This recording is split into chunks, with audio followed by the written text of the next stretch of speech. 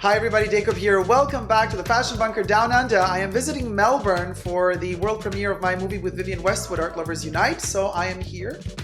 It is lovely and it is a temporary abode. So I'm super happy. Hashtag blessed to be here. Today we're going to be talking about Gen Z.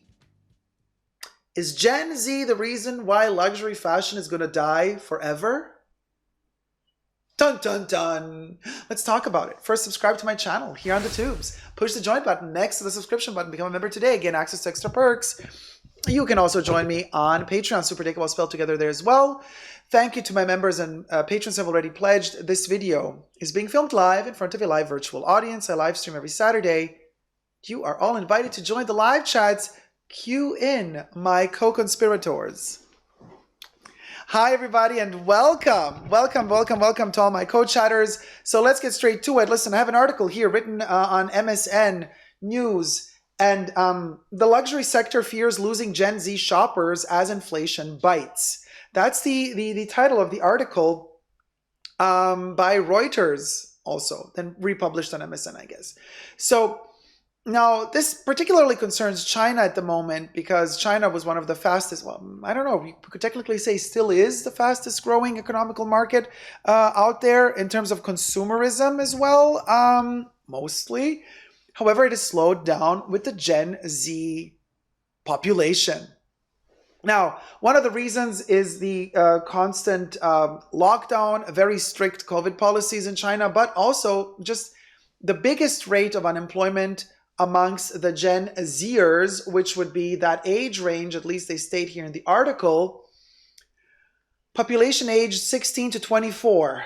The government data in China allegedly for July registers the unemployment rate of China's urban population aged 16 to 24 at a record 19.9%, exacerbated by the impact of COVID-19 lockdowns and a crackdown on big tech firms that traditionally hired droves of graduates. Everything I say in this video is for entertainment purposes only. Just meant to entertain y'all, just my opinion, not connected to truth or reality. Everything's alleged. However, we do touch base on interesting topics like this one. And it's interesting that they say that young adults around the world have been a very strong factor of luxury growth over the past decade. This was actually said by Gregory Boot, Chief Client and Digital Officer at Gucci, owned by Kering. Data this week showed that China's economy slowed unexpectedly, prompting a central bank rate cut, while macroeconomic trends are disproportionately affecting the extra funds that those born between 1996 and 2012 might use to enter the world of luxury. Now, interesting that Kering is officially quoted as jumping onto this topic and giving their sauce because they're really worried about, they want to raise their, in an article released a couple of weeks ago, they write their reports about how much every brand is earning, and they give their prognosis. We want to earn this much by that year and that time. So Gucci's trying to go into the billions.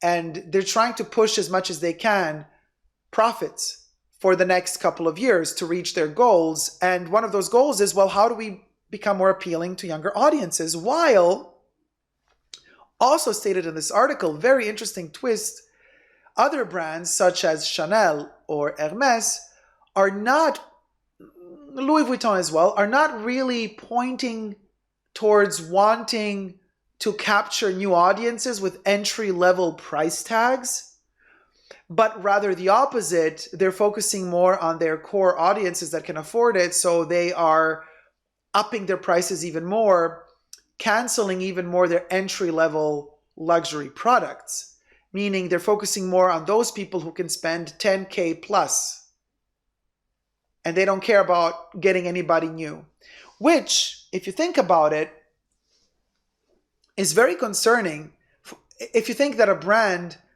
might be so snob to believe that they will forever receive the money of their current clients that have the money.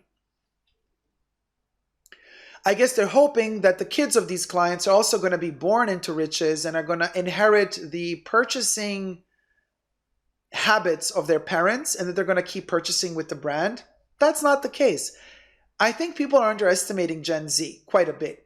You know, the entire Greta Thunberg movement, kids nowadays are so aware of the planet dying, of us overconsuming, of us rotting the planet, being the parasites of the planet, not caring for the planet. It's a problem, and kids are aware of it, and they don't want to consume as much as their parents did or as their parents still do.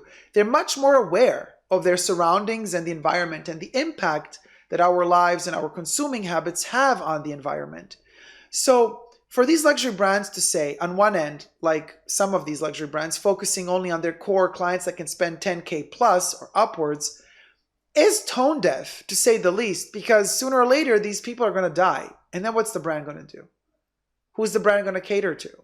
Are they going to worry about it when the time comes? Well, that's a little bit late for that.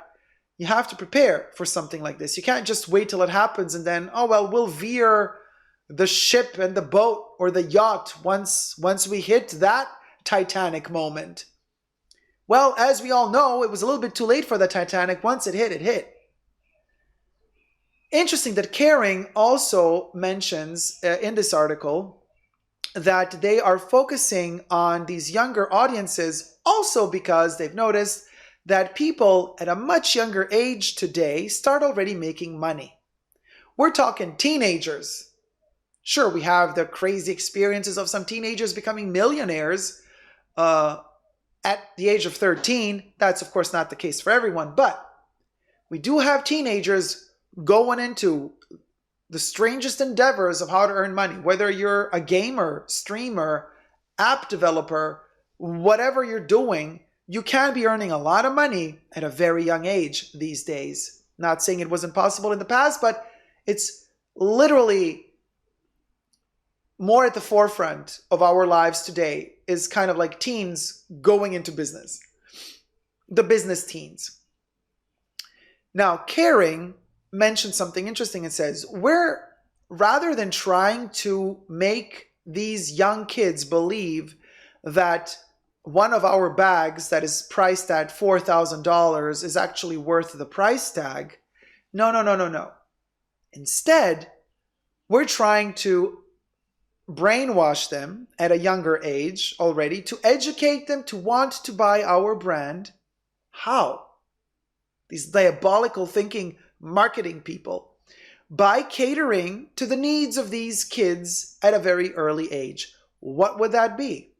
Well, a very simple example mentioned in this article in particular is video games. Avatars.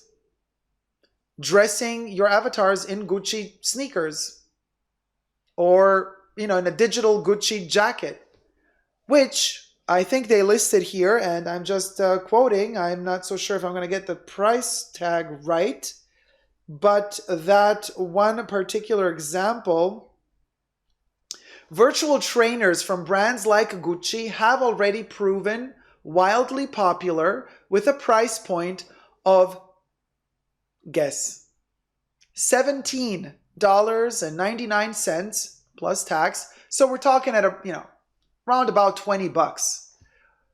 The entry level for Gucci nowadays is a virtual entry level, catering to Gen Z, educating them to want to wear something like that already in the digital world, and they can afford it for $18, $20, around about $20, and their avatars can wear the skins, right? The Gucci trainers.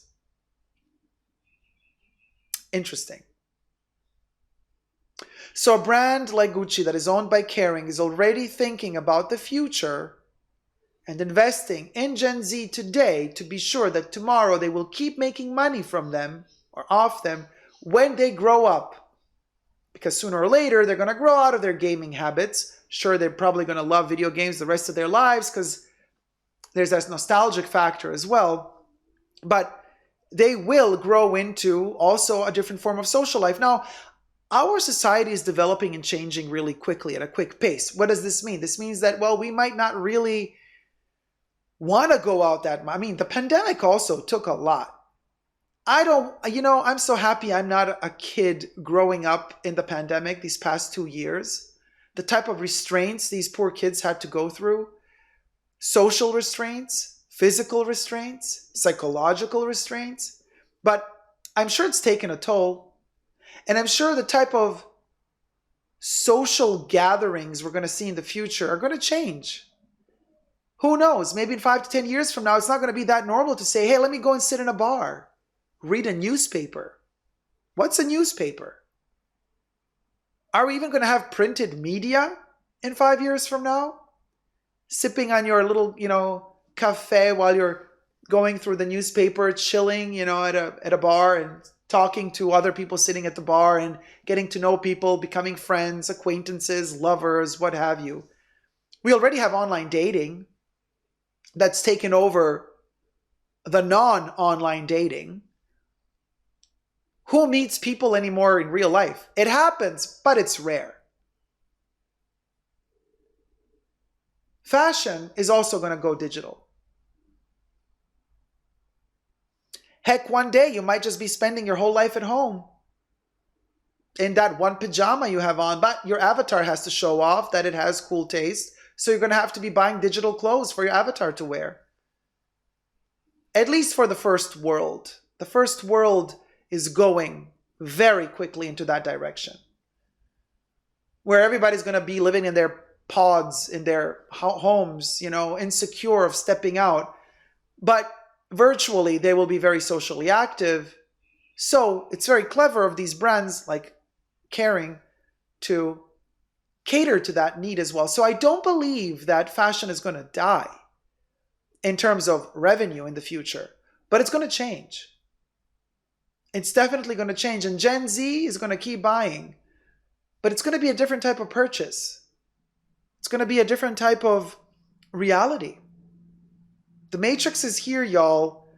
And whether you like it or not, it's taking over. And it's a digital world. From the NFTs to buying parts of land in digital worlds and owning that digital property as close as possible to the trending property, so that maybe in the future you get to resell your digital property and gain a lot of money, make profit off of it.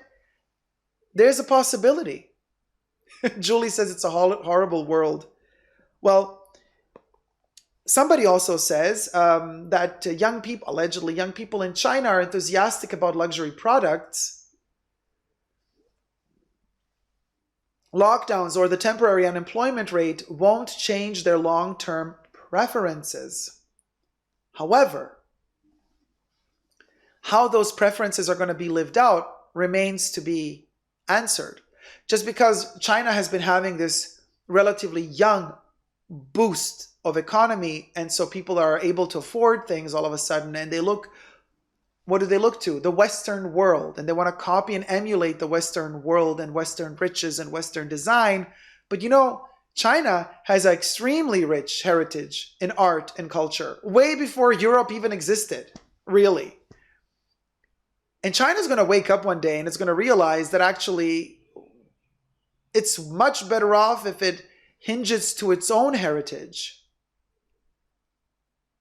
And once they do that, my dear European and American luxury brands, once China really wakes up, may the odds be ever in your favor, dear luxury brands from Europe and America who have been milking the world dry. May the odds be ever in your favor. And they will wake up, whether you like it or not. No matter how many millions you invest to brainwash them, to believe that the ultimate epitome of luxury is to own something from Hermes or Chanel or Louis or Dior. No matter how hard you try to make the young generation in that country believe this, they're still going to wake up. And when they do, you're in trouble, boo-boo. And they've already started waking up. So let me know your thoughts in the comment section down below. I hope you've enjoyed this video.